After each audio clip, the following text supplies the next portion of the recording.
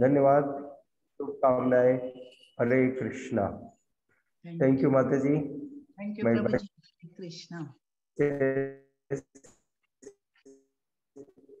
Srila Prabhupada will bless you. My Guru Maharaj will bless you. Hare Krishna. Thank you प्रभु जी। Hare Krishna. Please pray प्रभु जी। हरे कृष्णा।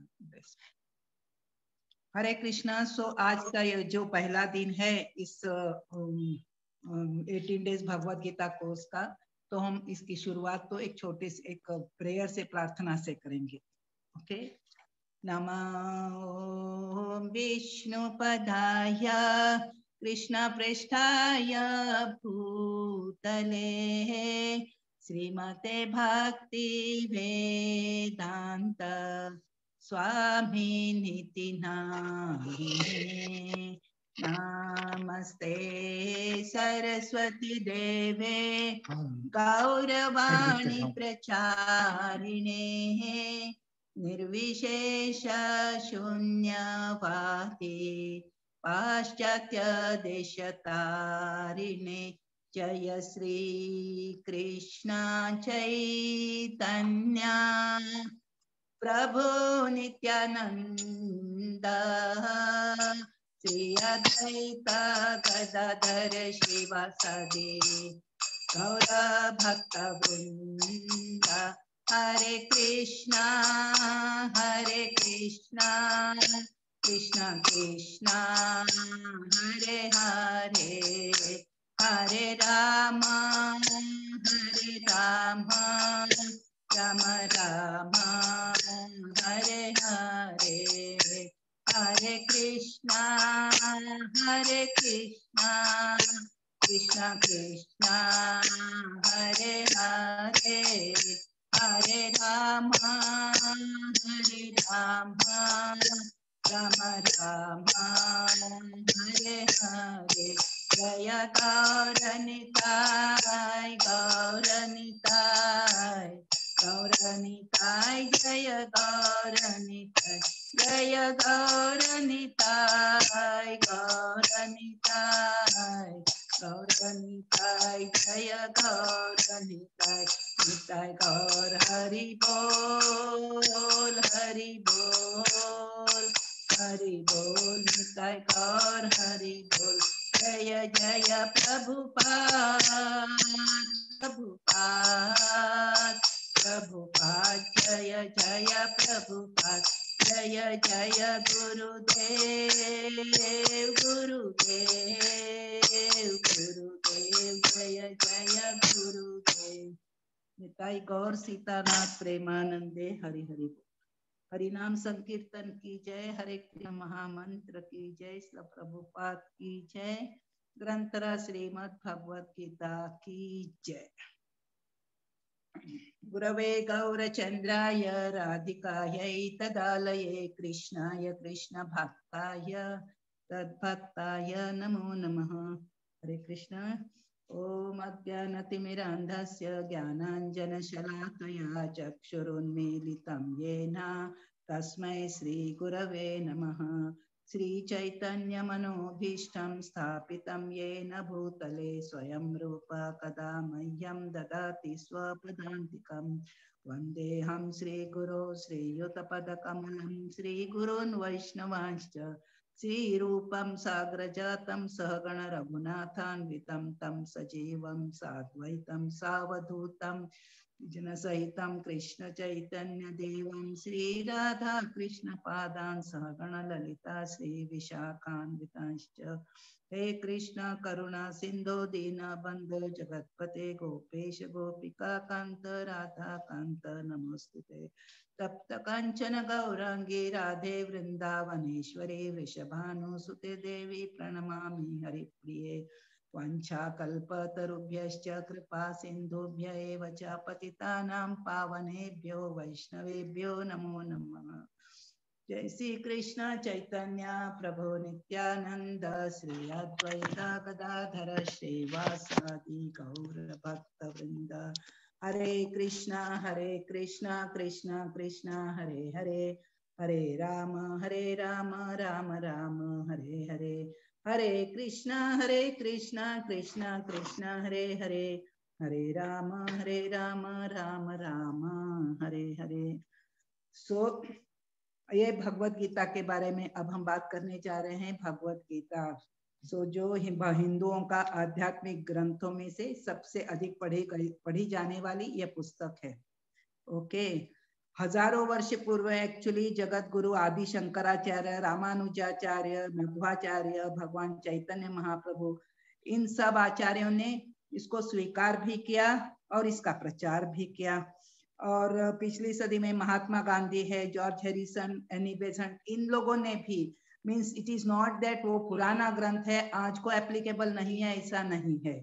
और आज भी हम लोग देखते हैं, आज के बिजनेस कोच विवेक बिंद्रा हैं, लाइफ कोच हैं गौर गोपाल प्रभु, जिन्हें सारी दुनिया सुनती है, जिन्हें सारी दुनिया मानती है, वे भी भगवत गीता के फैन हैं।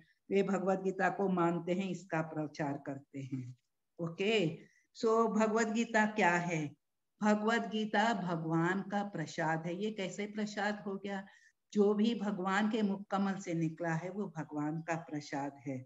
सो आदि शंकराचार्य गीता महात्म्य के 5वें श्लोक में बताते हैं कि भारतामृत सर्वस्वम विष्णु वक्त्रात् विनिश्रुतम गीता गंगोदकम पीत्वा पुनर्जन्म न विद्यते। सो गंगा में हम गंगा जी में स्नान करते हैं क्योंकि हमारा मन रहने दो, देह रहने दो, हमारी चेतना रहने दो, उसका शुद्धिकरण हो जाए। लेकिन ये ऐसा गंगोदक है भगवत गीता कि पुनर्जन्म न विद्यते, हमको वापस जन्म मृत्यु के चक्र से ही हम छूट जाते हैं। पद्म पुराण में वर्णन है कि माता पार्वती भगवान शिव जी से प्रार्थना करती है, हे नाथ, मैं आपसे भगवत गीता के महत्व को सुनना चाहती हूँ। सो इस प्रकार देवी देवता भी भगवत गीता में रुचि रखते हैं। भगवान कृष्ण महान है, अर्जुन महान है, गीता महान है, गीता का ये उपदेश, और यह हमारे जीवन को भी महान बना सकती है गीता, भगवत गीता। ओके, हाँ, सो ये सुनकर आप सब लोग सोचेंगे कि हाँ, हमको भी इस भगवत गीता को अपनाना चाहिए। लेकिन आप कौन सी गीता को अपनाएंगे? भगवत गीता तो एक है, भगवान का उपदेश जो करोड़ों वर्षों पहले सूर्यदेव विवस्वान को दिया था वो भी सेम है, 5000 वर्ष पूर्व जो अर्जुन को दिया था वो उपदेश भी सेम है। लेकिन इसके ऊपर जो टीकाएं हैं, आज करीब करीब 2000 मार्केट में इतनी सारी टीकाएं हैं कि हजारों की संख्या में गीता के ऊपर टीका लिखी गई है। इसमें से कौन सी ऑथेंटिक है हम नहीं जानते हैं। कहीं पे दुकान में गए, वहां पे मिल गई गीता तो हम सोचते हैं हम भी एक घर में लेके आए, हमको भी पढ़ना है बोल के। ओके, लेकिन ज्यादातर लोग टीका क्यों करते हैं? Okay, some might be genuinely वो कुछ भी उसका समझ के उसके ऊपर कुछ लिखना चाहते हैं, लेकिन ज्यादातर टीकाएं ऐसी हैं कि वो मीन्स अपने स्वार्थ के लिए की गई टीकाएं हैं।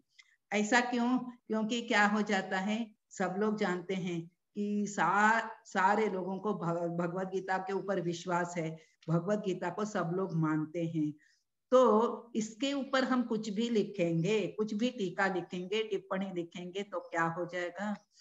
तो सब लोग ये अभी ये गीता ये समझ में ठीक से, संस्कृत श्लोक हमको ठीक से समझ में नहीं आते, इसके ऊपर ये टीका है ना, इसको पढ़ के हम समझ जाएंगे लोग बोल के, ऐसा सोच के लोग खरीद लेते हैं। तो इससे क्या हो जाता है, लक्ष्मी भी आती घर में, धन भी आता है, और क्या हो जाता है, पूजा मान प्रतिष्ठा बढ़ जाती है। अरे इन्होंने तो देखो भगवत गीता के ऊपर टीका लिखी है। सो इसलिए ये नहीं है कि ये सारी टीकाएं ऑथेंटिक रहेंगे, ऐसी बात नहीं है।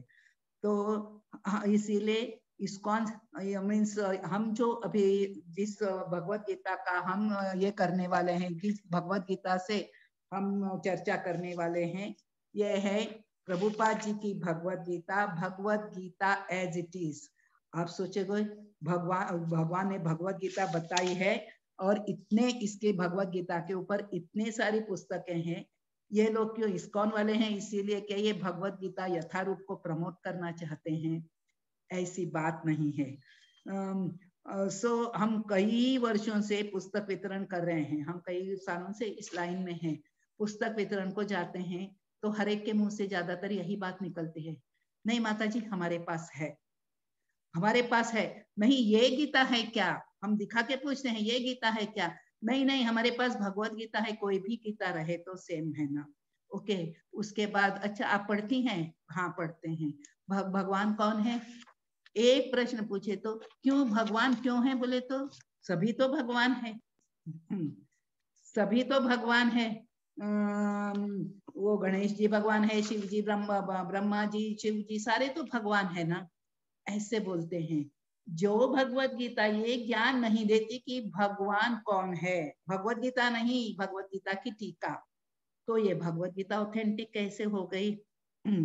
तो इसीलिए, और फिर वो बोलते हैं सारे भगवान है, बोले तो सबकी पूजा, और भगवान को इनको किसको कृष्ण भगवान को भी बाकी देवी देवताओं के स्तर पर लाके बिठा देते हैं। तो हमको समझना चाहिए कि ये भगवत गीता प्रभुपाद जी की है, वो सही ज्ञान देती है कि केवल कृष्ण ही षड ऐश्वर्यों से पूर्ण भगवान है। इस भगवत गीता को पढ़कर हम भगवान के निर्देशों को ठीक से समझ सकते हैं, उनको आचरण में लाकर अपना जीवन सफल बना सकते हैं। वास्तव में हम ये दे सकते हैं कि हिज डिवाइन ग्रेस अभय चरणारविंद भक्ति वेदांत स्वामी प्रभुपाद जी की भगवत गीता यथारूप को पढ़कर जो मांसाहारी थे, जुआरी थे, जो अवैध संग करने वाले थे, नशा करने वाले थे, ऐसे लोग बदल गए, और आज विश्व भर में सबने भगवत गीता को अपनाया है, हरे कृष्ण महामंत्र को अपनाया है। इन भगवत प्रभुपाद की as Bhagavad Gita as it is या भगवत गीता यथारूप को पढ़कर और सुनकर।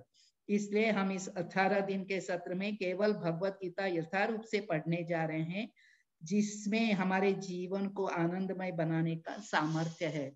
सो अगर आपके पास नहीं है तो आप हमारे सेंटर से, हमारे जो कुकटपल्ली आपने जहाँ पे रजिस्टर किया है वहां से भी आप मंगा सकते हैं। अगर इस यहाँ पे मेरे इसमें भी मैसेज आपने डाल दिया तो आपको कुरियर की जाएगी, और 200 रुपये की भगवत गीता है, आपको कुरियर के चार्जेस अलग से लगेंगे। सो ऐसी ये भगवत गीता है। ओके, अब भगवत गीता के रिलेटेड कुछ प्रश्न है, तो ये प्रश्न क्या है, कोई अगर बोलना चाहता है, ये आसान प्रश्न है, कोई अगर उत्तर देना चाहता है तो कश करते तो हम का Hare Krishna, if you have to sit here, नाही आता हँड रेज केल्याने मग कळणार नाही. You are on computer, huh? Then you come here. Okay. Yeah, either electronic hand or still hand. So you have to, it is difficult to you have electronic hand. अच्छा, तो हंगा उर बगेना. अच्छा, अभी देखिए ये प्रश्न ऐसे हैं कि भगवत गीता के कितने अध्याय हैं. सो आपको फास्ट कोई आंसर देना चाहता है तो हाँ, ओके, भगवत गीता के अनम्यूट करके बोल दीजिए.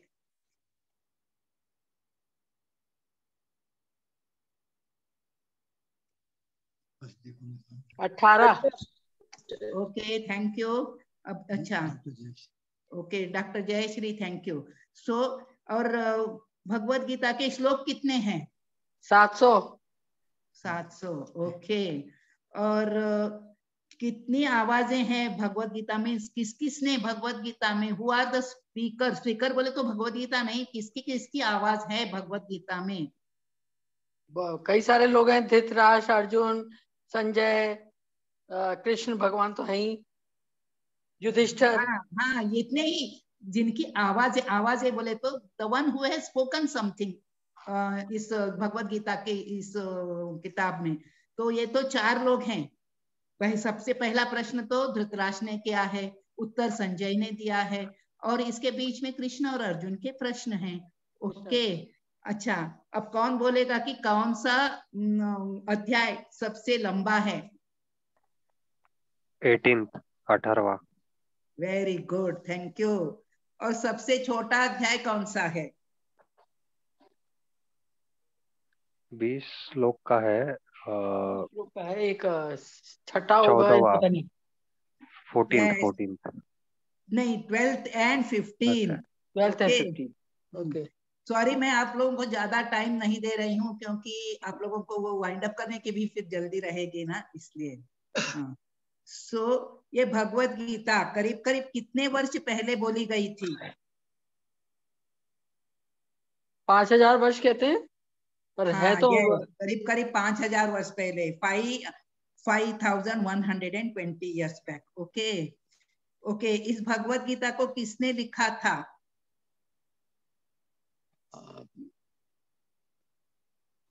व्यास जी ने लिखा है।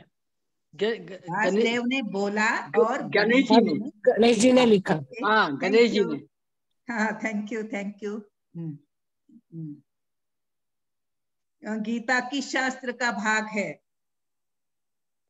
किस शास्त्र का? महाभारत। महाभारत, यस। भीष्म पर्व, महाभारत में जो भीष्म पर्व है उसका भाग है। हाँ, सो गीता को कौन पढ़ सकता है?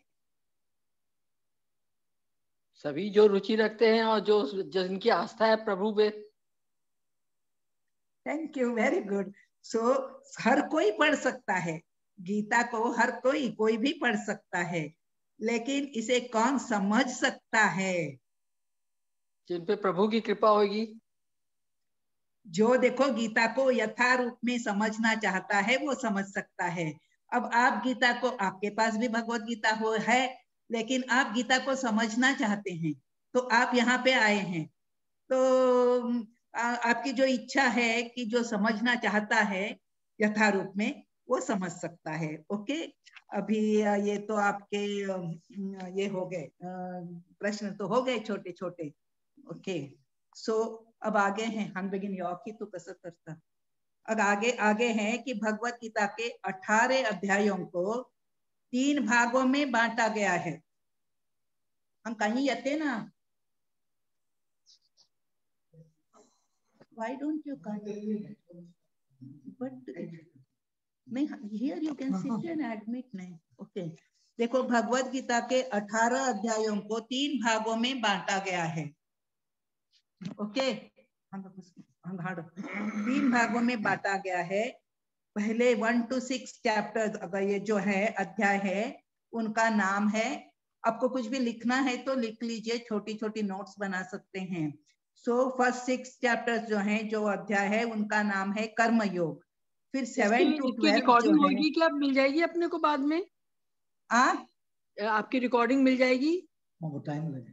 हाँ, रिकॉर्डिंग तो मिल जाएगी शायद। हाँ, यूट्यूब से, शायद यूट्यूब में भी रहेगा इसका, तो मिल जाएगी। लिंक भेजें। क्योंकि मेरा अभी सत्संग का टाइम हो रहा है तो मैं आई वांटेड टू सी कि आप लोग। ओके ओके, ठीक है। फिर रोज आपका ऐसा ही रहेगा।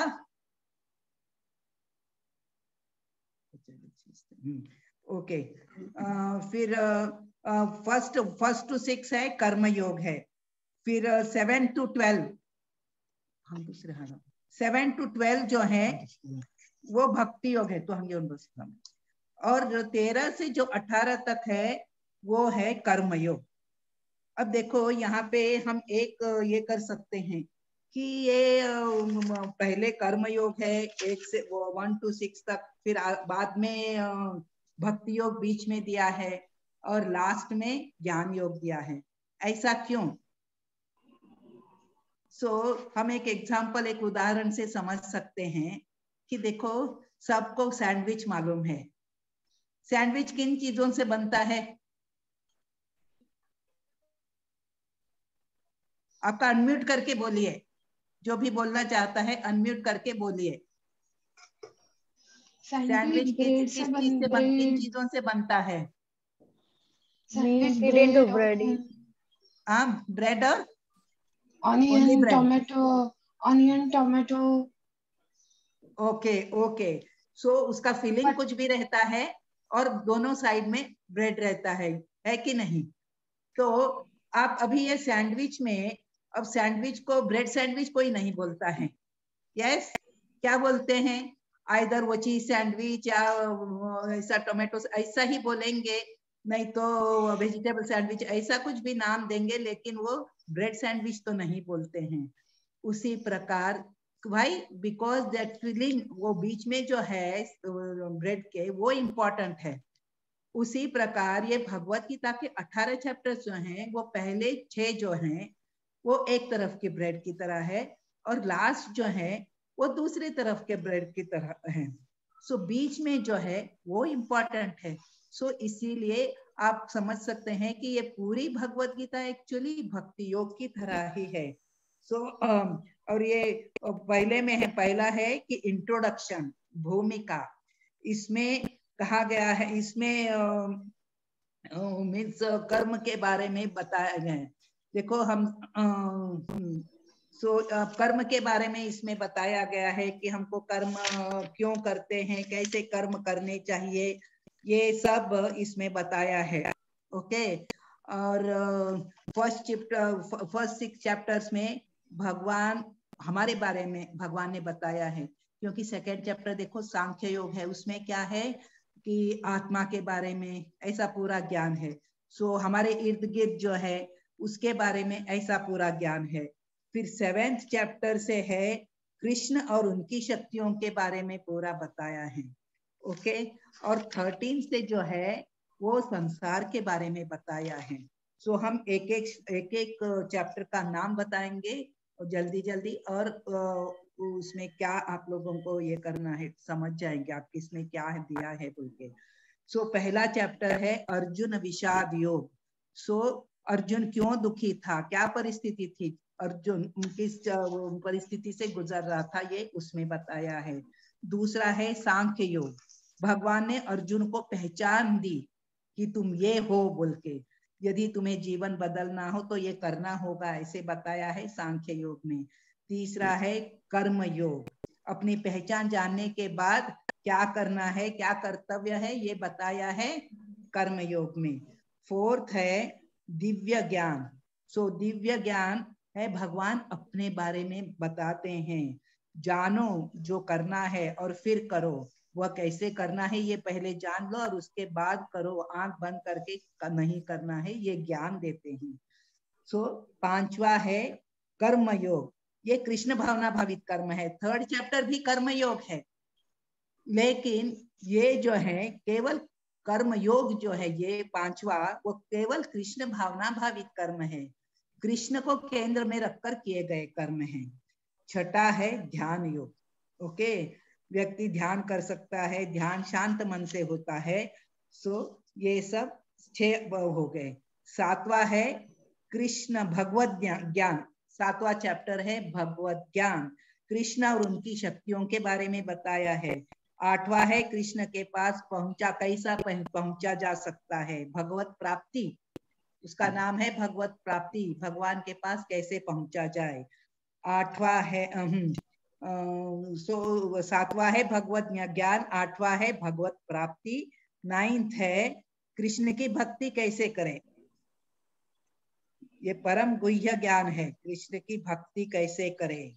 10वां है कि कृष्ण का स्मरण हमेशा हर परिस्थिति में कैसे करें, श्री भगवान। सो ये भगवान के ऐश्वर्य, श्री भगवान के ऐश्वर्यों के बारे में, भगवान के ऐश्वर्यों के बारे में बताकर हम कैसे भगवान को हमेशा याद रख सकते हैं। जब हम बाहर कुछ भी देखते हैं तो भगवान को कैसे याद, भगवान कैसे हमको याद आ सकते हैं, तो इसमें श्री भगवान का ऐश्वर्य। 11वां है विराट रूप, भगवान के 3 अलग अलग कौन से रूप है ये बताया है 11 में। 12 में है भगवान को कौन प्रिय है, ये 12वां है भक्ति योग। ओके, फिर 13 to 18 चैप्टर हमको संसार के बारे में बताते हैं। सो उसका 13 चैप्टर है प्रकृति पुरुष तथा चेतना। सो ये हमको क्या है, साक्षी कौन है, कौन देखता है कि हमने जो किया है वो सही है या गलत है, ये सब 13वें चैप्टर में बताया है। 14वां चैप्टर है प्रकृति के 3 गुण। ओके, यदि संसार कारागार है तो इसकी सलाखें कौन सी हैं, हमको दिखती नहीं है, तो ये सब वर्णन 14वें चैप्टर में है। 15 चैप्टर है पुरुषोत्तम योग, इस जेल से बाहर कैसे निकला जाए, ओके, ये बताया है 15 चैप्टर में। 16 चैप्टर में बताया है कि दैवी तथा आसुरी स्वभाव, इसका नाम है दैवी तथा आसुरी स्वभाव। कारागार में रहने वाले कैदियों की कैटेगरीज क्या है, किस किस प्रकार के लोग कारागार में है, उसका वर्णन है। ओके, 17th है श्रद्धा के विभाग, कारागार से कैसे निकलना, वहां पता है, पता तो चल गया लेकिन निकलना इतना आसान नहीं है। हम कारागार से कैसे निकल सकते हैं मालूम है, लेकिन निकलने की प्रक्रिया है वो इतनी आसान नहीं है। और 18 है संन्यास की सिद्धि, व्यक्ति को इस प्रॉब्लम से निकलना है तो क्या करना होगा, सरेंडर टू कृष्णा, कृष्ण के प्रति शरणागति, ये सारा यहाँ पे बताया है। पहले 6 चैप्टर में बताया है कि व्यक्ति को कर्म करना चाहिए, लेकिन किस किस चीज के लिए कर्म करना चाहिए, प्रेम सीखने के लिए, भगवान तथा भगवान के संतान के प्रति प्रेम कैसे किया जाए ये सीखने के लिए कर्म करना चाहिए। ओके, और ज्ञान अर्जित करना है तो भगवान तथा भगवान की संतान के प्रति प्रेम सीखने के लिए, यही। अब देखो, कर्म करना है तो कर्म योग हो गया, और पहले तो ज्ञान योग है, ज्ञान अर्जित करना है तो भी भगवान और भगवान की संतान से प्रेम करने के लिए। और भगवद गीता का सेंट्रल मैसेज यही है, इसलिए भगवान ने ये गीता कही है कि मुझसे प्रेम करो। भगवद गीता के कई श्लोकों में भगवान बताते हैं कि क्या करो मेरे लिए, क्या करो मेरी प्रसन्नता के लिए, क्या करो। कोई सोच सकता है भगवान इतनी स्वार्थी क्यों है, हर जगह मेरे लिए मेरे लिए मेरे लिए, क्योंकि वे भगवान है। भगवान कृष्ण है। कृष्ण का अर्थ क्या है, सर्वाकर्षक, सारे जीव उनके प्रति आकर्षित होते हैं। और कृष्ण को भगवान कहा गया है, हर पन्ने पर भगवद गीता के हर पन्ने पर भगवान वाच आया है। भगवान का अर्थ क्या है, भग और वान, जो षड ऐश्वर्य से परिपूर्ण है। ये षड ऐश्वर्य कौन से हैं, ये पूरा 100% या ऐश्वर्य उनके अंदर है। षड ऐश्वर्यों की पूरा चर्चा आगे के चैप्टर्स में आ जाएगी, लेकिन इसीलिए भगवान के समान कोई नहीं है, भगवान के ऊपर कोई नहीं है। भगवान को असमौर्थ कहा जाता है, उनके समान कोई नहीं, उनके ऊपर कोई नहीं। तो इसलिए भगवान बोलते हैं मन मना भव मद्भक्तो मद्याजी माम नमस्कुरु। फिर बोलते हैं यद करोषि यद अश्नाचि यद जुहोसि ददासि यद। फिर बोलते हैं सर्वधर्मान परित्यज्य मामेकम शरणम व्रज, सारे धर्मों को त्याग दो, मेरी शरण ले लो। फिर बोलते हैं जो भी आप अर्पण करते हो, बोलते हैं पत्रम पुष्पम फलम तोयम, मेरे को ये दे दो ये दे दो ये दे दो। क्या भगवान के पास कुछ नहीं है? है, भगवान ही हमको सब कुछ देते हैं। लेकिन ये क्यों कहते हैं, जैसे जैसे ये आगे बढ़ेगी भगवत गीता तो हम समझ पाएंगे कि ये सब हमको क्यों करना है। ओके, हम अभी फर्स्ट चैप्टर तक और प्रभुपाद जी क्या बोलते हैं, भगवान ने भगवत गीता में अपने बारे में जो भी कहा है, ऐसा करो वैसा करो, नहीं तो मैं ऐसा हूँ वैसा हूँ। प्रभुपाद जी कहते हैं भगवान ने भगवत गीता में अपने बारे में जो भी कहा है उसे हम स्वीकार कर लेंगे तो हम तुरंत भगवत धाम जाने के योग्य बन जाएंगे।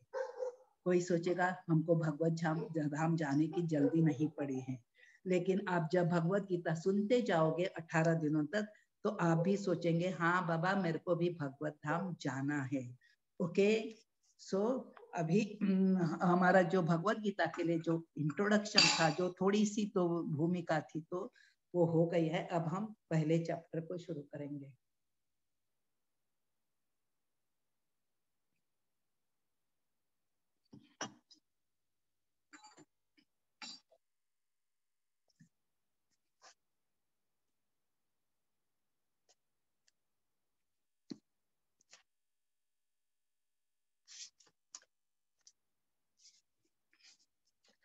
यहाँ पे जो भगवत गीता अध्याय 1, ये अध्याय 1 का नाम हमने बताया कि अर्जुन विषाद योग।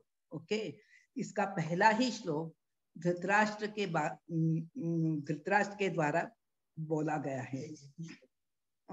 धृतराष्ट्र से बोला गया ये एक ही श्लोक है, इस पूरी भगवत गीता में एक श्लोक है, ओके, और वो भी एक प्रश्न है। धृतराष्ट्रवाच धर्म क्षेत्रे कुरुक्षेत्रे समवेतायुयुत्सवः मामका पांडवाश्चैव किमकुर्वत संजय। धृतराष्ट्र ने कहा, हे संजय, धर्म भूमि कुरुक्षेत्र में युद्ध की इच्छा से एकत्रित हुए मेरे तथा पांडु के पुत्रों ने क्या किया। अब हमको मालूम है, इसके बैकग्राउंड हम सबको मालूम है, इसमें ज्यादा डिस्कशन करने की जरूरत नहीं है। सो ये गीता जो है धृतराष्ट्र और संजय का संवाद है, उसके अंदर आता है कृष्ण और अर्जुन का संवाद, ओके। अब यहाँ पे देखो, अब हमको मालूम है कि ये इन लोगों को कुरुक्षेत्र की युद्ध भूमि में एकत्रित क्यों होना पड़ा, कौरवों को और पांडवों को एक दूसरे के साथ लड़ने के लिए। इसका कारण हम सबको, ये जो भगवत गीता की बैकग्राउंड सबको मालूम है कि एक्चुअली ये कुरु वंश को बिलोंग करते हैं, कौरव और पांडव कुरु वंश से बिलोंग करते हैं। और उनके जो धृतराष्ट्र थे तो कुरु वंश के राजा थे, लेकिन धृतराष्ट्र जब पैदा हुआ तो जन्म से अंधा होने के कारण वो राजा बनने के लायक नहीं थे, इसके लिए उनके छोटे भाई पांडु को राजा बनाया गया। तो राजा बनाया गया। पांडु बहुत अच्छा, बहुत सौम्य स्वभाव का था, बहुत अच्छा राजा था, लेकिन हमेशा धृतराष्ट्र के मन में बहुत दुख रहता था कि मैं राजा नहीं बन सका मेरे अंधेपन के कारण, इसीलिए उसको राज्य की लालसा थी। इसीलिए पांडु ने क्या सोचा कि इन्हीं को राजगद्दी पर इन्हीं को बैठने दो, मेरे बड़े भाई को, और मैं राज का जो पूरा काम काज है वो मैं संभालूंगा, राज का भार मैं संभालूंगा, किसी से युद्ध करना है, कुछ भी जो जिम्मेदारियां हैं वह मैं निभाऊंगा, लेकिन इनको बेनिफिट, राज सिंहासन का फायदा उठाने दो, इनको राजगद्दी पर बैठे रहने दो। ऐसा सोच के वो जनरली राजमहल से बाहर ही ऐसा ज्यादा रहते थे, लेकिन राजकाज पूरा संभालते थे। लेकिन एक बार वो वन में गए थे, जंगल में गए थे शिकार के लिए ऐसे कुछ, तो उन्होंने मीन्स शिकार करते करते उन्होंने एक ऋषि से उनको ऐसा शाप मिला, उनके कुछ कार्य से ऐसा शाप मिला कि शाप के कारण वो अपने इससे मीन्स उनको ये अगर संतान पैदा करने के लिए वो पत्नी के पास जाएंगे तो उनकी मृत्यु हो जाएगी, ऐसा उनको शाप मिला। इसीलिए वो हमेशा ही वैसे अपने मीन्स अपने कार्यों में व्यस्त रहते थे। लेकिन कुंती महारानी को जो वरदान मिला था उसके कारण देवताओं को प्रसन्न करके उनके 5 पुत्र हुए, और धृतराष्ट्र का भी पुत्र, धृतराष्ट्र के तो 100 पुत्र थे और पांडव केवल 5 थे। तो लेकिन यहाँ पे भी एक हो गया कि धृतराष्ट्र का जन्म युधिष्ठिर के जन्म के बाद हुआ। अब पहले धृतराष्ट्र नहीं, दुर्योधन का, पहले ये धृतराष्ट्र चाहता था कि मैं बड़ा हूं फिर भी मैं राज नहीं कर सकता, मेरा छोटा भाई राजा बन गया है, तो वैसा उनके मन में जो मीन्स थोड़ा सा ये था, द्वेष था या जो भी कहो कि थोड़ा सा उनको अच्छा नहीं लग रहा था। और अब संतान के बारे में भी युधिष्ठिर पहले पैदा, मीन्स उनका जन्म पहले हुआ और इनके पुत्र बाद में पैदा हुए। सो उस हिसाब से भी क्या हो गया, वापस पांडव ही राजा बनने के योग्य हो गए। लेकिन वो जब बहुत छोटे थे तभी उनके पिता की मौत हो गई, श्राप के कारण उनके पिता की मौत हो गई थी, तो अब राजगद्दी पर बैठने के लायक तो नहीं थे, इसीलिए धृतराष्ट्र को ही राजगद्दी पर बिठाया गया। लेकिन उसके मन में वो राजगद्दी छोड़ने का मन नहीं था। जब तक ये बच्चे छोटे हैं, पांडव छोटे हैं, तब तक उनको राजा बनाया गया। लेकिन अभी धृतराष्ट्र को भी राज सिंहासन का लालच हो गया, और ये दुर्योधन वगैरह कौरव भी बड़े हो रहे थे, वो भी राजगद्दी छोड़ना नहीं चाहते थे। ऐसे करके क्या हो गया कि इन्होंने बहुत पांडवों के साथ बहुत कैसे भी एक ही राजमहल में कौरव और पांडव रहते थे, एक साथ रहते थे, लेकिन दुर्योधन ने शकुनी मामा शकुनी से मिलकर बहुत षड्यंत्र रचे पांडवों के विरुद्ध, षड्यंत्र रचे और उनको कैसे राज गद्दी से दूर किया जाए, उनको राज्य ना दे, कैसे राज्य ना मिले, इसके लिए बहुत षड्यंत्र रचे। मारने का, विष दे के मारने का प्रयास किया भीम को, फिर उनके लाक्षागृह को जलाने का प्रयास किया, बहुत सारे प्रयास किए। फिर युद्ध क्रीड़ा में उनको चीटिंग करके हरा के उनके साथ ये किया, छल करके उनको हरा के उनको 12 वर्ष वनवास और 1 वर्ष अज्ञातवास में भेज दिया। वो वापस आ गए तो, और वापस आने के बाद तुमको राज मिलेगा।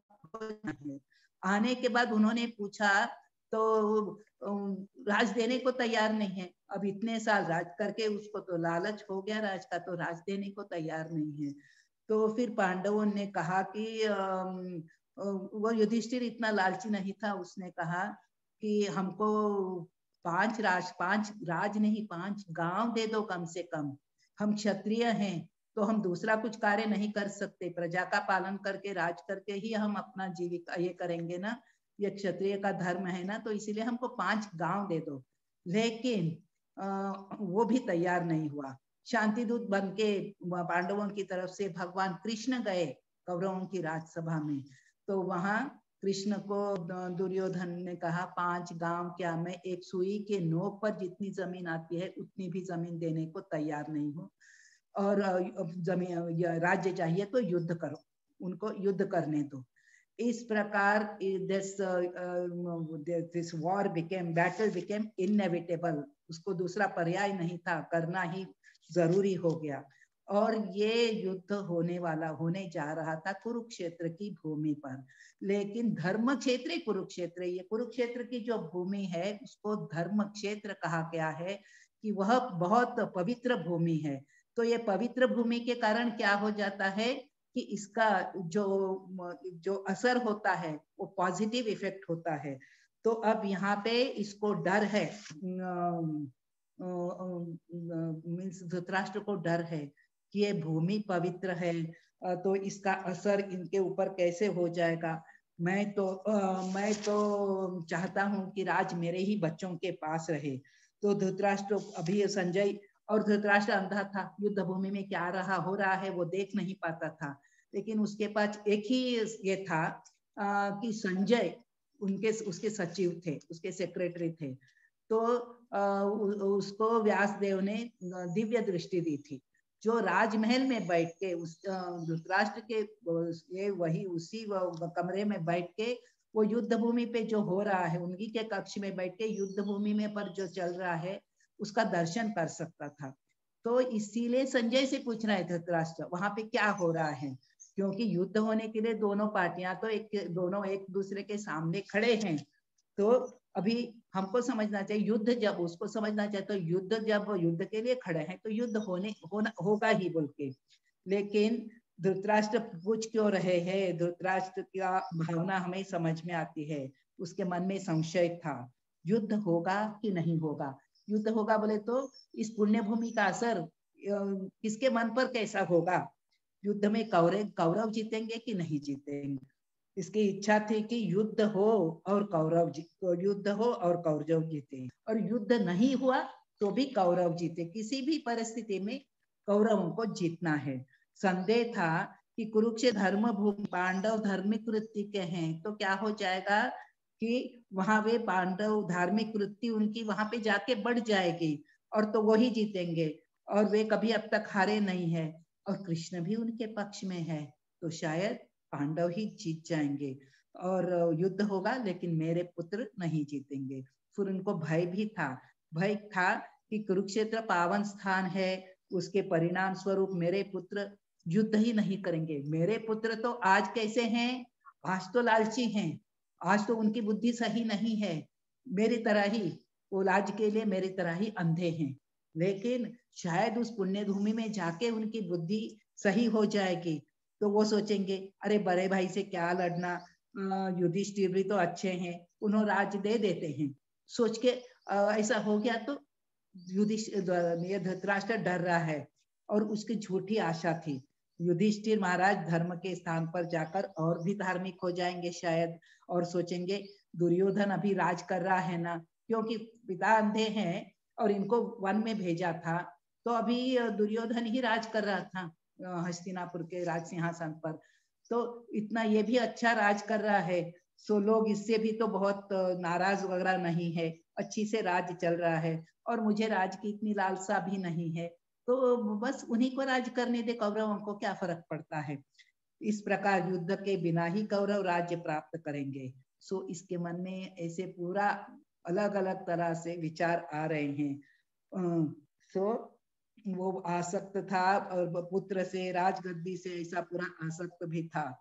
ओके, सो अभी इसीलिए वो पूछ रहा है कि उन्होंने क्या किया, क्योंकि वो पुण्य भूमि का असर उसको सता रहा था कि इसका असर क्या होगा बोल के। सो यहाँ पे पहले हम देखते हैं कि इसके डिविजन्स कैसे हैं। ये जो फर्स्ट चैप्टर है, ओके, ये फर्स्ट चैप्टर में कितने श्लोक हैं? 43 श्लोक, सॉरी 46 वर्सेस है, 46 वर्सेस है इसमें। इसका विभाजन कैसे हुआ है देखिए। सो पहला जो श्लोक है धृतराष्ट्र का प्रश्न है, और दूसरे श्लोक से अर्जुन का मनोभाव, अर्जुन का नहीं, इसका दूसरे श्लोक से क्या बताया है कि कूटनीतिक स्वभाव इसका दिखता है, इसका दुर्योधन का, उसको कैसे कूटनीतिक स्वभाव है उसका वो दिखता है।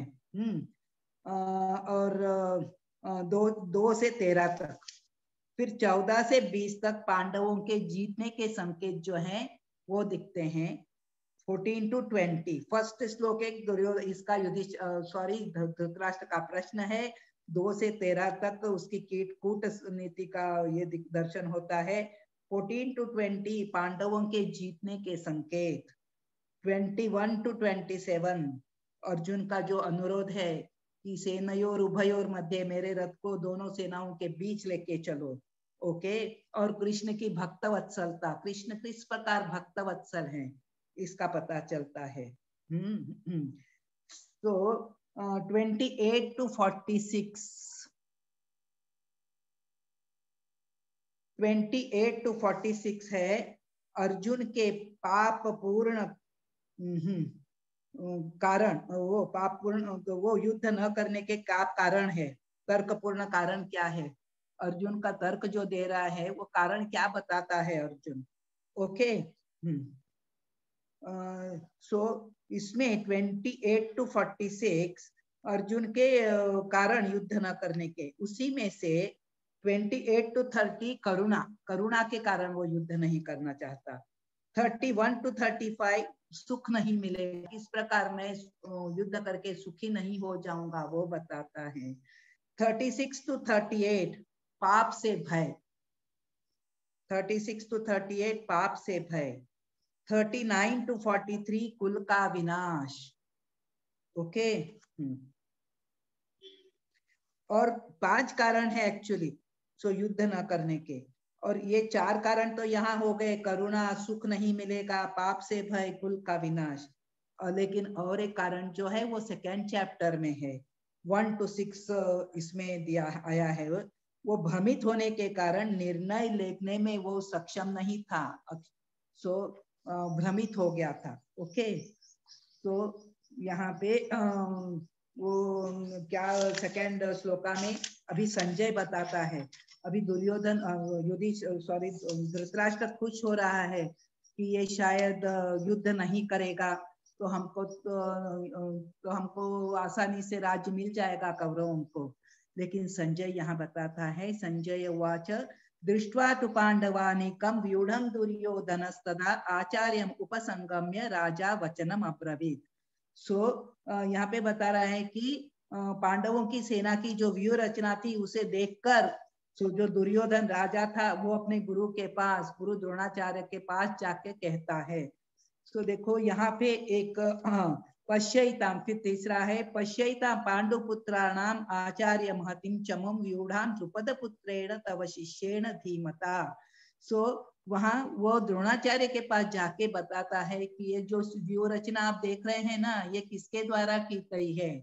व्यूढ़ाम द्रुपद पुत्रेण, द्रुपद के जो पुत्र हैं उसका नाम नहीं है क्या, उसका नाम है धृष्टद्युम्न, लेकिन उसका नाम नहीं लेता है।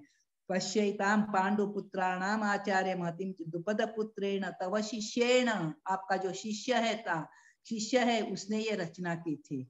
अब देखो ये द्रुपद महाराज का पुत्र था धृष्टद्युम्न।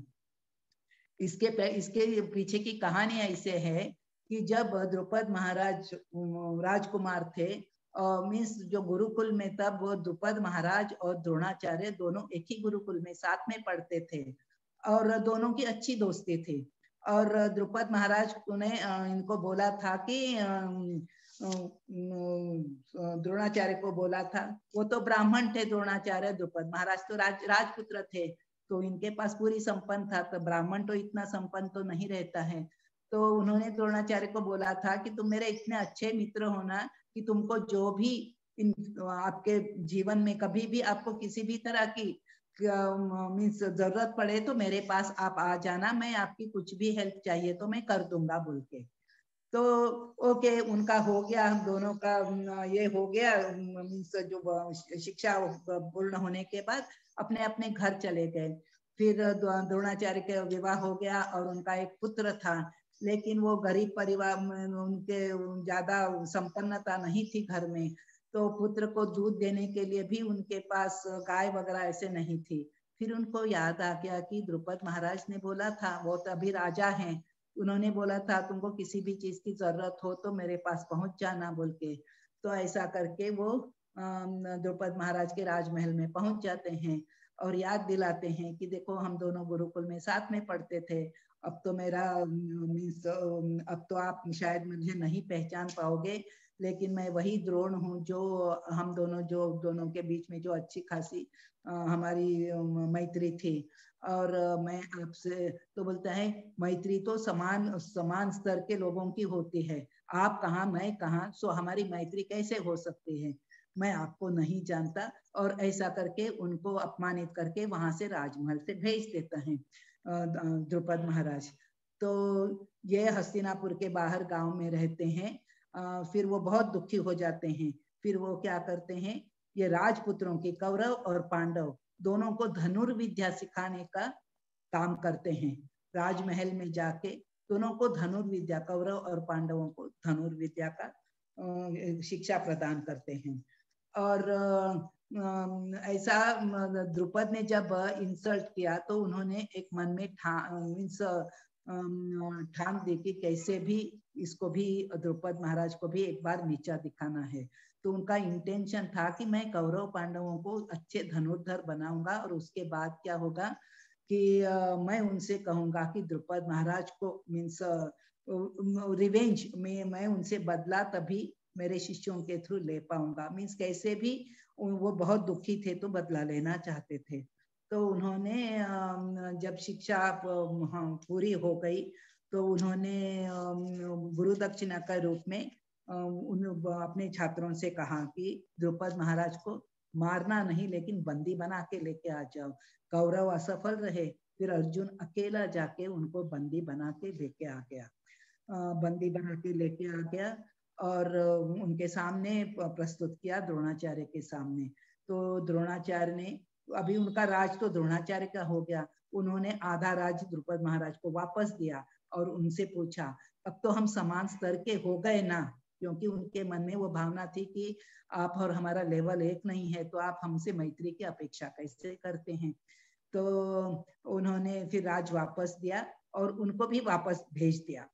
लेकिन ये जो राजा जो है अपमान सहन नहीं कर सकता है, कोई भी व्यक्ति, हमको इतना मिथ्या अहंकार रहता है कि हम कोई भी सहन नहीं कर सकते, लेकिन क्षत्रिय का तो अहंकार और भी अधिक रहता है। तो द्रुपद महाराज ने ठान ली कि अब मैं क्या करूंगा, कि उन्होंने एक यज्ञ किया और इसलिए कि मैं ऐसा एक पुत्र चाहता हूं इस यज्ञ के द्वारा जो द्रोणाचार्य की मृत्यु का कारण बने। इस प्रकार ये धृष्टद्युम्न पैदा हो गया और धृष्टद्युम्न को उन्होंने ट्रेनिंग के लिए, धनुर्विद्या की ट्रेनिंग के लिए द्रोणाचार्य के पास ही भेजा। और द्रोणाचार्य देखो यही ब्राह्मण की जो उदारता, उदार चरित्र बोलते हैं, तो उनकी महानता इसी में है कि उनको भी मालूम है कि इनका पुत्र मेरे मृत्यु का कारण बनने वाला है, फिर भी अपने रहस्यों को छिपाए बिना उन्होंने सारी धनुर्विद्या धृष्टद्युम्न को सिखा दी। अब वही धृष्टद्युम्न पांडवों के पार्टी से वहां पे पांडवों के पक्ष में उनकी व्यूह रचना कर रहा है। तो अभी दुर्योधन दिखाता है कि देखो आपने इसको सिखाया था ना, अभी आपके ही अगेंस्ट वो यूज कर रहा है ये ज्ञान। और पांडव भी आपके शिष्य हैं, तो आप उनके लिए आप मन में करुणा है, लेकिन उसको यहाँ पे युद्ध भूमि में नहीं दिखाना, तो हमारी हार निश्चित है। ओके, सो यहाँ पे फिर उसके बाद ये दुर्योधन क्या करता है, अपने पार्टी में अब इनको बता दिया कि आप ऐसा गलती नहीं करना, हमारी हार हो जाएगी। फिर उनको बोलता है कि अपने पक्ष में जो महान, हाँ पहले बोलता है कि ये पांडवों के पक्ष में एक धृष्टद्युम्न तो हो गया, वो हम लोगों को रोड़ा नहीं है हमारे इसमें, लेकिन और भी कई महान योद्धा हैं और उनकी तुलना, क्योंकि उसको बाकी योद्धाओं की कैपेसिटी क्या है मालूम नहीं, उसको मालूम है मीन्स अपने नहीं, पांडवों के पक्ष में जो महान राजा हैं तो उनके ताकत क्या है उसको बाकी लोगों की ताकत मालूम नहीं, लेकिन उसको भीम और अर्जुन की ताकत मालूम है। इसके लिए बोलता है कि भीम और अर्जुन के समान महान महान योद्धा उनके पक्ष में है। तो ये सारे योद्धाओं के नाम लेके वो बोलता है कि ये सारे महान योद्धा उनके पक्ष में है। और भीम का नाम सबसे पहले क्यों लेता है, क्योंकि बचपन से उसके एनिमिटी भीम से थी, मीन्स उसकी दुश्मनी थी भीम से। सो देखो क्यों दुश्मनी, ज्यादातर ईर्ष्या थी। और ईर्ष्या कब रहती है, जब हम दूसरे में अपने से, हमारे अंदर जो क्वालिटी है, अब जो गदा युद्ध वगैरह है, दुर्योधन भी एक्सपर्ट था गदा युद्ध में, भीम भी गदा युद्ध में एक्सपर्ट था। जो हमारे अंदर क्वालिटी रहती है, जब हम यही क्वालिटी दूसरे के अंदर हमसे ज्यादा देखते हैं तो हमको ईर्ष्या होती है।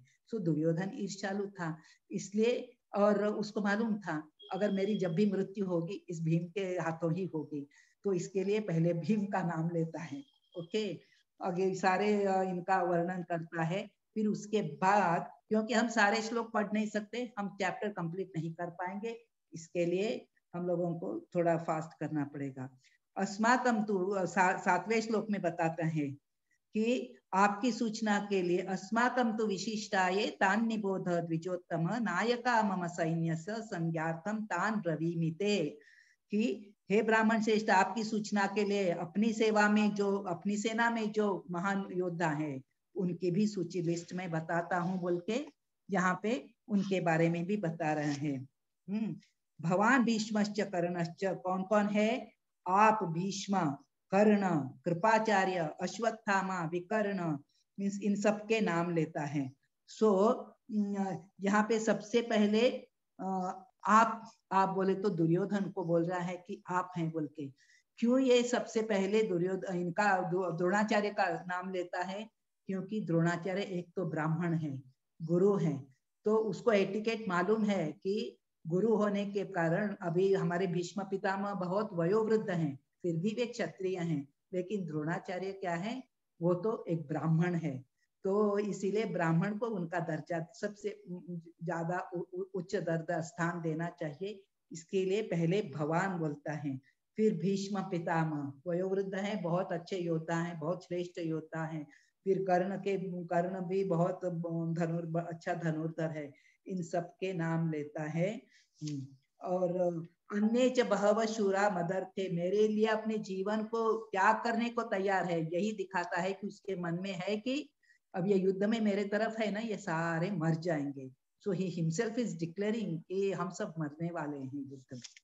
ओके, सो अपर्याप्तम तदस्माकं बलम भीष्माभिरक्षितम पर्याप्तम त्रिदमेतेषां बलम भीमाभिरक्षितम।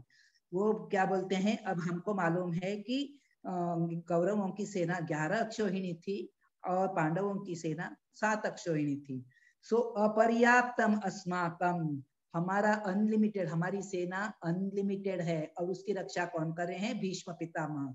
सो हमारा मीन्स वी आर सिक्योर्ड, सो हमको कोई भय नहीं है।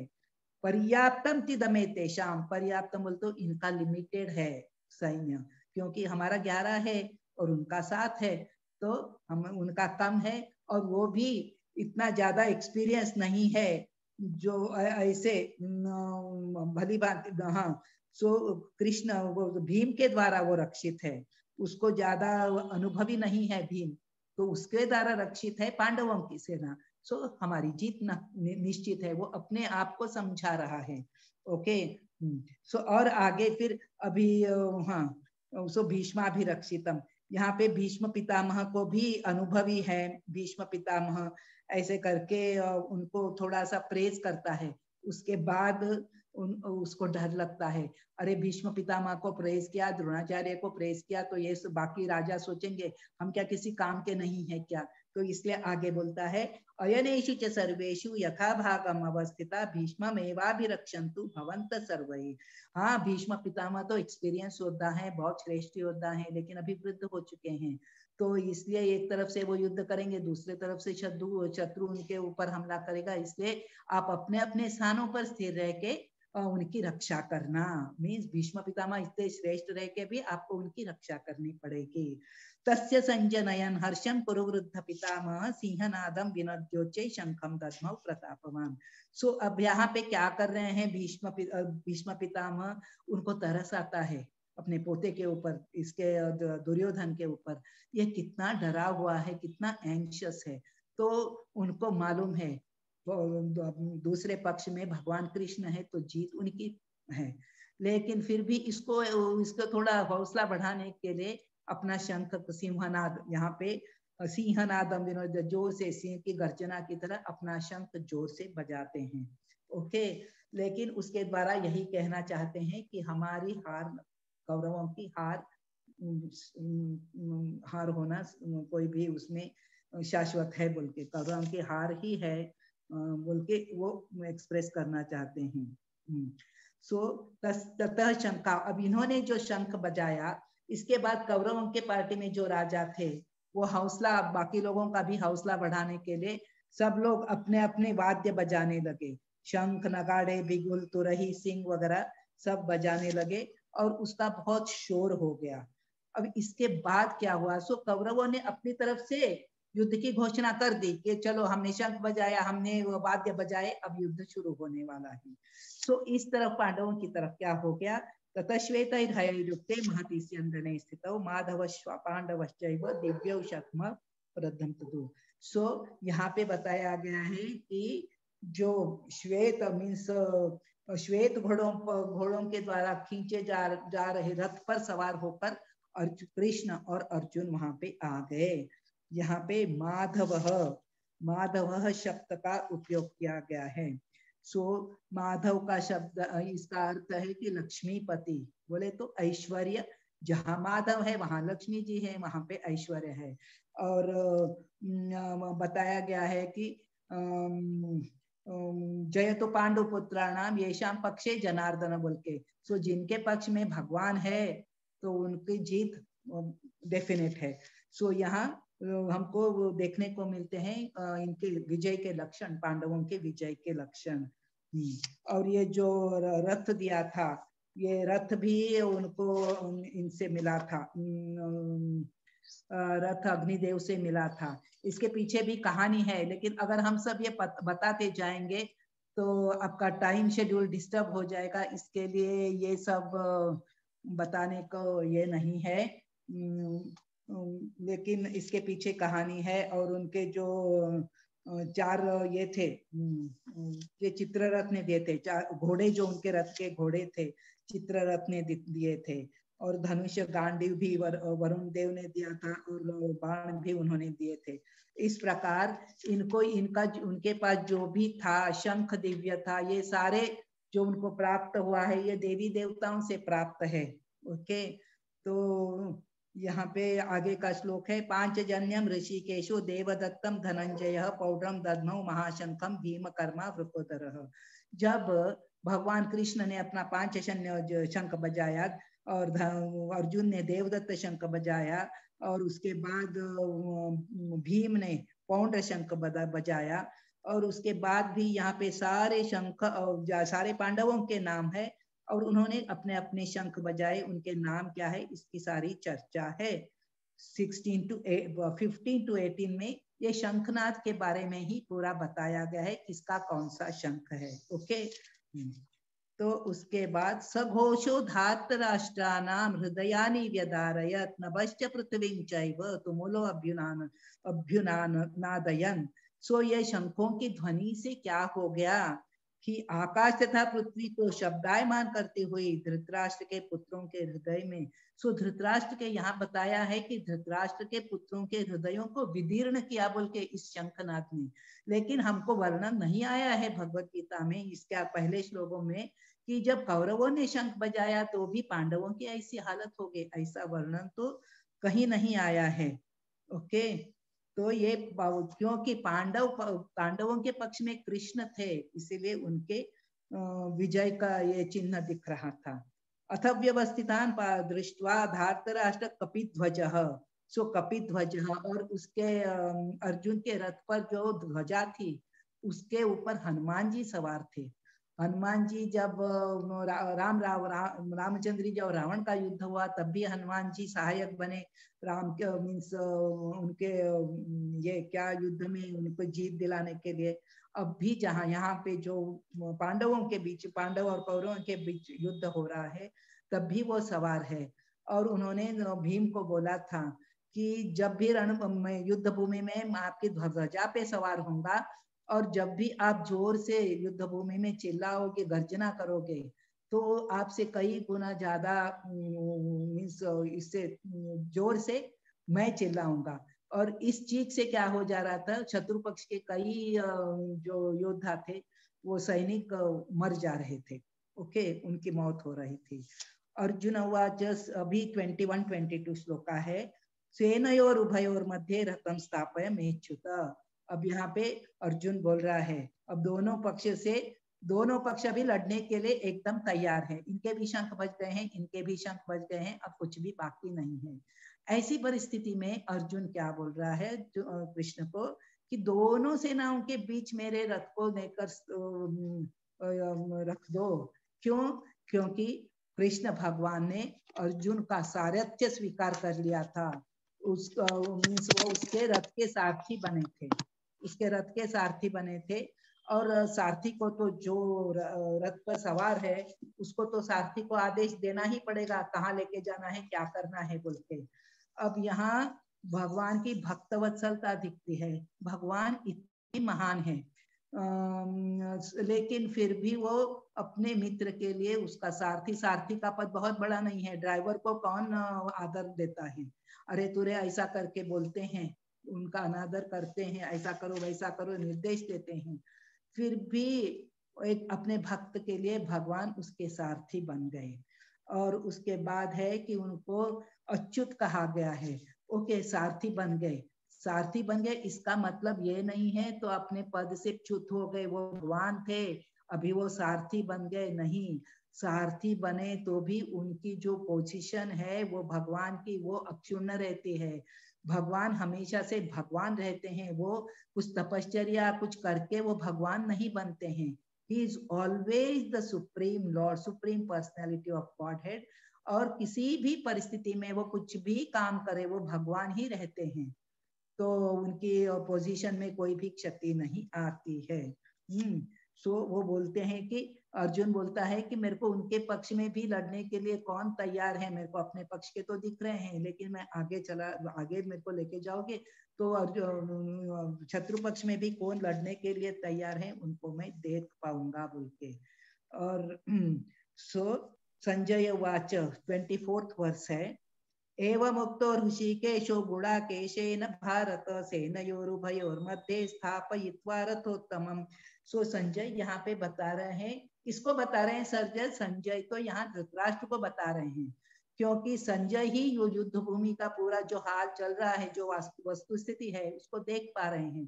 तो संजय धृतराष्ट्र को बता रहे हैं कि अब शंख दोनों तरफ से बज गए, अब तक तो ये सब बोल दिया। अब अर्जुन ने अर्जुन के लिए नाम आया है गुडाकेश और भगवान कृष्ण के नाम आया है ऋषिकेश। सो गुड़ाकेश और ऋषिकेश सो रथ स्थापन किया। किसने बोला? अभी अर्जुन को गुड़ाकेश क्यों कहा गया है? गुड़ाकेश, गुड़ाका का अर्थ है निद्रा या अज्ञान, और ईश बोले तो स्वामी, जिसने निद्रा को, नींद को जीत लिया है।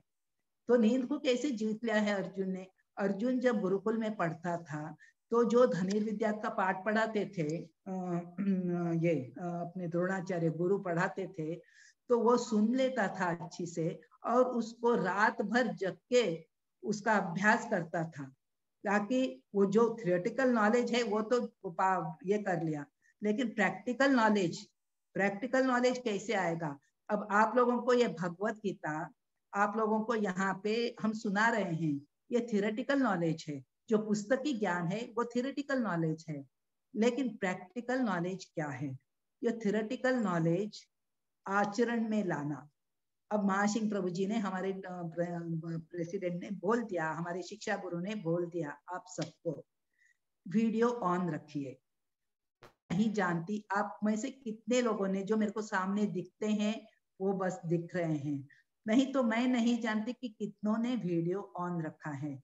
देखिए वो हमारे गुरु हैं, ये गुरु का आदेश है कि वीडियो ऑन रखो, लेकिन अगर आप वीडियो को ऑफ रखते हो तो आप सुन पा रहे हो, आप ज्ञान कानों से श्रवण आपका हो रहा है, लेकिन अगर गुरु के आदेश का पालन नहीं होता है तो ज्ञान विज्ञान में नहीं बदलता। विज्ञान में कैसे बदलता है? गुरु की कृपा से। आपको गुरु की कृपा कब मिलेगी? जब आप उनके आदेशों का पालन करोगे। अब मुझे नहीं लगता 1 घंटे के अंदर, 1.5 घंटे के अंदर कौन सा बहुत पर्वत टूटने वाला, वो पहाड़ टूटने वाला है कि आप वीडियो ऑन नहीं कर सकते। अगर ऑन रख रहे हैं तो बहुत अच्छी बात है। I don't know, I don't want to see also, because we get distracted. हम लोगों को अरे इतना बोलने के बाद ये नहीं करते हैं। सो इसीलिए अगर आपको विज्ञान चाहिए, आपको जो भगवत गीता में भगवान बोलते हैं आचरण में लाने की कैपेसिटी चाहिए, तो कल से वीडियो ऑन रखिए। Okay, thank you. तो यहाँ पे वो अर्जुन क्या करता था कि उसकी प्रैक्टिस करता था। दूसरे दिन जब क्लास में आता था तो जो गुरु पूछते थे सबसे पहले उसका जवाब तैयार रहता था, वो क्योंकि उसने उसका अभ्यास किया है। और ऋषिकेश, ऋषि का बोले तो इंद्रियां, सो भगवान कृष्ण इंद्रियों के स्वामी है, हमारी सबकी इंद्रियां उनके इंद्रियों के अंश हैं। सो वो ही is the controller of senses of everybody. Okay, so यहाँ पे गुड़ाकेश और ये शब्द आए हैं। भीष्म द्रोण प्रमुखतः सर्वेषां च महीक्षिताम् उवाच पार्थ पश्यैतान् समवेतान् कुरुन् इति। और क्या किया भगवान कृष्ण ने? वो बहुत ही भगवान है वो, उन्होंने क्या किया? अर्जुन की मनोदशा को समझा, ये क्यों देखना चाहता है, क्यों इसका मन थोड़ा विचलित हो रहा है, ये सारे मेरी तरफ, इनकी तरफ सब हमारे ही लोग हैं, कौन कौन है देखूं। तो सीधा उन्होंने आचार्य द्रोणाचार्य, जिसके प्रति इसके मन में आदर है, भीष्म पितामह जिनकी गोद में खेल के ये बड़ा हुआ है, ऐसे लोगों के सामने वो रथ लेके जाके खड़ा कर दिया कि वो और भी विचलित हो जाए और शायद कहे कि मेरे को युद्ध नहीं करना है, तो मैं इसको भगवत गीता का उपदेश दे सकूं। देखिए हमको ये समझना चाहिए, यहाँ अर्जुन को कोई दुविधा नहीं है। सो अर्जुन भगवान का भक्त है, भगवान का शिष्य है, उसको पूरा ज्ञान है। सो वो विचलित होने वाला नहीं है। भगवान में टेम्पररी भगवान ने उसको ऐसी स्थिति में डाला है ताकि वो ये प्राप्त कर, मीन्स भगवत गीता के उपदेश के लिए वो तैयार हो जाए। अगर उसको मैं सुनाऊंगा तो ये सारे लोगों को भगवत गीता मिल जाएगी। सो भगवत गीता हमारे जैसे लोगों के लिए है, लेकिन अर्जुन के माध्यम से भगवत गीता भगवान हमें सुना रहे हैं। सो यहाँ पे उसने किस किस को देखा अर्जुन ने, यहाँ पे वर्णन है कि दोनों पक्षों की सेनाओं के मध्य चाचा ताऊ पितामह गुरु मामा सबको देखा बोल के है। सो वहां पे जाके उसकी क्या स्थिति हुई। अब हमने देखा है, हमने जो ब्रेकअप दिया था उसमें आपने देखा कि उसकी स्थिति क्या हुई। देखो यहाँ है 27, कृपया पर्याविष्टो विषीदन इदम अब्रवीत। वहाँ यहाँ पे है कि अपने मित्र संबंधियों की विभिन्न श्रेणियों को देखा, करुणा से अभिभूत हो गया, उसके मन में करुणा का भाव आ गया, मैं इनको मारूं कैसे, ये सारे तो मेरे अपने हैं। अर्जुन भगवान कृष्ण सोच रहे हैं वो तुम्हारे अपने हैं, फिर तुम उनके अपने नहीं हो क्या? वैसा अर्जुन बोल रहा है यहाँ पे कि क्या हो रहा है इनको देख के, मेरी क्या हालत हो रही है उसका वर्णन कर रहा है अर्जुन। सीदंती मम गात्राणि मुखम च परिशुष्यति, कि मेरे शरीर के अंग कांप रहे हैं, मेरा मुंह सूख रहा है। जब हमारे सामने ऐसी कोई ऐसा कोई विकट परिस्थिति आती है तो हमारा भी यही हाल होता है ना, तो ये ऐसा हो रहा है। फिर वे पतुश्च शरीरे में रोम हर्षश्च जायते गांडीवम संसते हस्तात् त्वक्चैव परिदह्यते। शरीर कांप रहा है, रोंगटे खड़े हो रहे हैं, गांडीव मेरे हाथ से सरक रहा है, मेरी त्वचा जल रही है। सो इतना सारा हो रहा है, सो मैं नच शक्रों में, मेरे को स्थिर यहाँ पे रणभूमि में खड़ा होने को भी नहीं हो रहा है। ओके, तो ऐसा सब बोल के उसके बाद वो क्या बोलता है, इन लोगों को मार के, अब वो कारण बता है, पहले तो करुणा, फिर वो बोलता है कि नच श्रेयो नु पश्यामि हत्वा स्वजन माहवे, ये मेरे अपने हैं, इनको मार के मेरे को कुछ भी अच्छा ही नहीं दिखती मारने में, क्योंकि मार के क्या हो गया हमको, मैं युद्ध करूंगा, युद्ध सो अगर इनको मैं मार के ये करूंगा तो इसमें मेरे को कोई भी अच्छा नहीं, क्योंकि मेरे अपने हैं, इनको मार के मेरे को क्या लाभ होगा, ये सब मर जाएंगे, मेरे को राज्य प्राप्त होगा। लेकिन जनरली हमारी एक टेंडेंसी रहती है, हम कुछ भी नया खरीदते हैं तो किसको दिखाते हैं, हम अपनों को दिखाते हैं, हम पड़ोसी को दिखाते हैं, देखो हमने नई गाड़ी खरीदी है, तो फोन करके बताते हैं, तो हम अपनों के साथ ही अपना जो आनंद है उसको शेयर करते हैं। अब अर्जुन युद्ध करके जीत भी गया तो भी ये सारे लोग अगर मर जाएंगे तो अर्जुन अपना वैभव दिखाएगा किसको, तो इसीलिए वो दुखी है। और एक है कि ये सारे वो भगवान का एक भक्त है, उसके हृदय में करुणा है, तो वो किसी को भी दुखी नहीं करना चाहता है। और दूसरा है कि किन्नो राज्य, हाँ, सो वो सोचता है कि मेरे को राज्य मिलेगा तो भी क्या है कि वो राज्य की हर वस्तु इनके खून से लथपथ होगी, खून से सनी हुई होगी, मेरे को उनका खून ही दिखेगा जो राज्य का मैं जो भी भोग करूंगा, तो ऐसा राज्य मेरे को नहीं चाहिए। किम नो राज्य न गोविंद किम भोग जीविते नवा, मैं इन लोगों के लिए ही, मीन्स ये मेरे अपने हैं तो मैं इन लोगों के साथ शेयर करना चाहता था, अभी वो नहीं हो सकता है। सो एतान हंतुम इच्छामि, मैं खुद मर जाऊं, अब मैंने मन में सोच लिया कि मेरे को युद्ध करना है, इस मेरे पाप के लिए मैं अभी शस्त्र नीचे रखूंगा, मेरे को युद्ध नहीं करना है, इस पाप के लिए मैं सजा ये करने को, भुगतने को तैयार हूँ। अब क्या रहता है कि अर्जुन का एक है कि राज्य मीन्स एक क्षत्रिय का दो ही काम कर सकता है, या तो युद्ध में मरना है, युद्ध में वो मरेगा तो क्या हो जाएगा कि उसको हायर प्लैनेट्स में चला जाएगा, स्वर्ग की प्राप्ति होगी, वहां पे सुख प्राप्त होगा, और अगर जीत जाएगा तो राज्य का भोग करेगा। सो ये दो ऑप्शन है, लेकिन ये क्या सोच रहा है, अब मेरे को युद्ध भूमि से भागना भी नहीं है और मेरे को युद्ध करके इनको मारना भी नहीं है, अब मैं क्या करूंगा, मैं शस्त्र त्याग दूंगा, और रणभूमि में अगर कोई मैं निहत्थे पर कोई वार करके मेरे को मार देता है तो भी मेरे लिए अच्छा ही है, क्योंकि मैं अभी कुछ भी ये युद्ध नहीं करना चाहता, मेरे को राज्य नहीं चाहिए। तो इसके बाद है 36, पापमेवाश्रये तस्मान हत्वा एतान आततायिनः, इन लोगों को आतताई कहा गया है।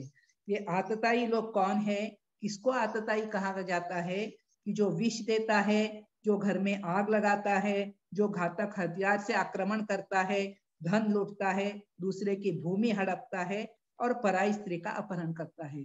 ये सारे कार्य, 6 कार्य कौरवों ने किए थे पांडवों के साथ, सो वो आतताई हैं, और शास्त्र का विधान है कि आतताइयों को मारने में कोई भी पाप नहीं लगेगा। लेकिन अर्जुन यहाँ कहता है कि वो आतताई है तो भी वे मेरे अपने हैं ना, सो उनको इसमें कुछ भी ये नहीं है।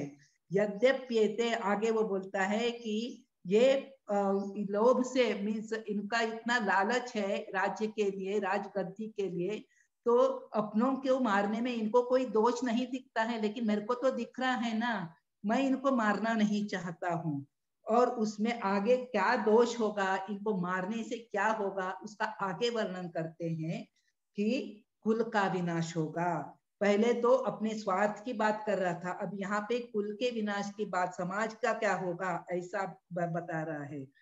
कुलक्षय कृतम दोषम मित्र द्रोहे च पातकम कथम नेयमस्माभिः पापादस्मिन् निवर्ततुम्। हाँ, कुलक्षय कृतम दोषम प्रपश्चित भी जनार्दन, ये इनको पाप नहीं दिखता है लेकिन मेरे को पाप दिखता है। फिर यहाँ पे बता रहे हैं कि कुल का नाश होने पर क्या होगा। कुलक्षये प्रणश्यन्ति कुलधर्मा सनातना धर्मे नष्टे कुलम कृत्स्नम अधर्मो भी भवत्युत। कुल का नाश होगा तो हमारे परिवार में देखो परंपरा से कुछ भी रीति रिवाज चलते आता है, कुल परंपराएं चलती आती हैं, तो घर के वृद्ध लोग जो युद्ध में यहाँ पे राज इनके रूप में खड़े हैं, इन सब की हत्या हो जाएगी, तो घर में क्या है, बड़े बुजुर्ग नहीं रहेंगे, तो जो हमको संस्कार मिलते हैं यंगर जनरेशन को, सो वो अगली पीढ़ी को जो संस्कार मिलने वाले हैं नहीं मिलेंगे। फिर समाज में ऐसे थोड़े दुष्ट लोग भी रहते हैं, जो स्त्रियां विधवा हो जाएंगी तो उनका फायदा उठाने का, उनको कलुषित, उनको दूषित कर देंगे ऐसे दुष्ट लोग। तो उसके बाद क्या होगा कि दुष्ट लोग कलुषित उनको दूषित कर देंगे, तो वर्ण संकर अवांछित संतान पैदा हो जाएगी। ऐसे अवांछित संतान से क्या है कि घर में मीन्स परिवार में कुछ भी शुभ कार्य नहीं तो पिंडदान ऐसे कुछ भी नहीं होगा। फिर पितरों का कैसे कल्याण होगा। और अगली पीढ़ी को भी कुछ भी संस्कार नहीं मिलेंगे। तो यहाँ पे आगे बताया है कि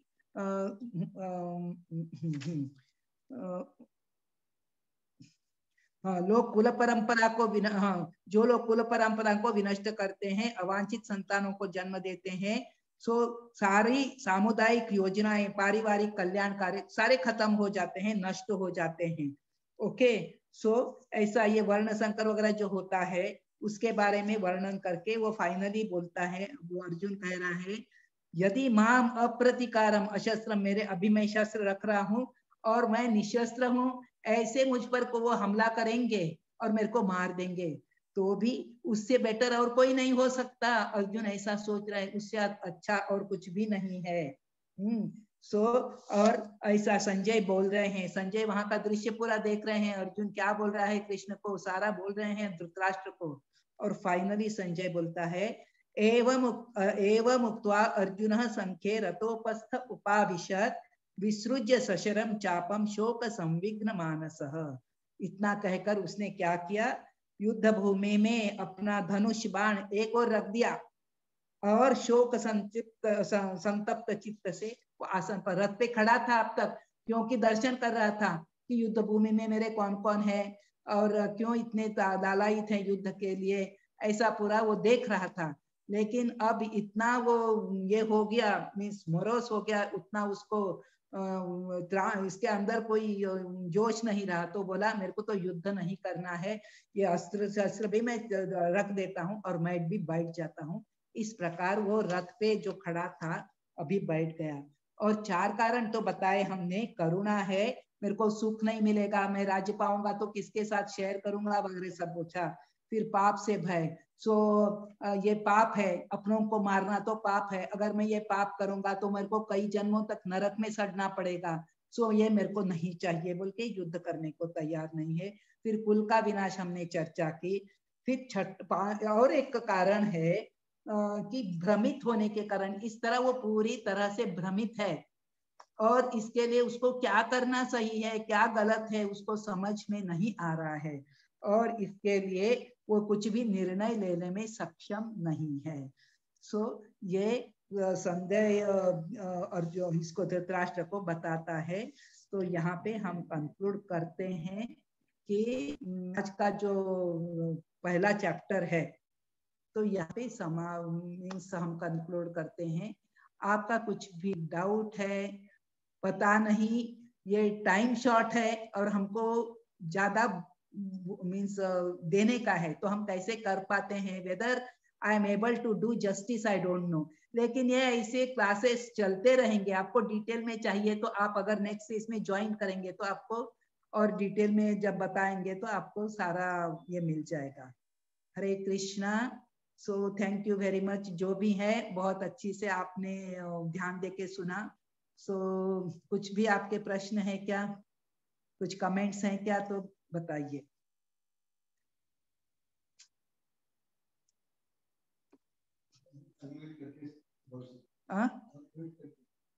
आप बोलना है तो अनम्यूट करके बोल दीजिए।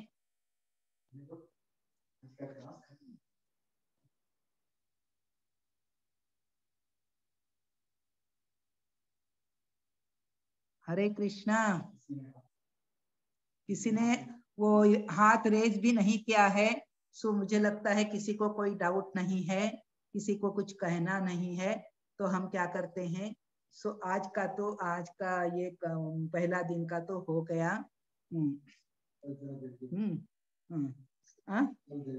अच्छा, कल देखिए, कल आप 7 बजे ही रहते हैं यहाँ पे, तो हम जल्दी शुरू कर देंगे। Thank you. हरे कृष्णा। शिल प्रभुपाद की जय। वांछा कल्पतरुभ्यश्च कृपा सिंधुभ्य एव च पतितानां पावनेभ्यो वैष्णवेभ्यो नमो नमः। अनंत कोटि वैष्णव वृंद की जय। शिल प्रभुपाद की जय। हरे कृष्णा। ओके।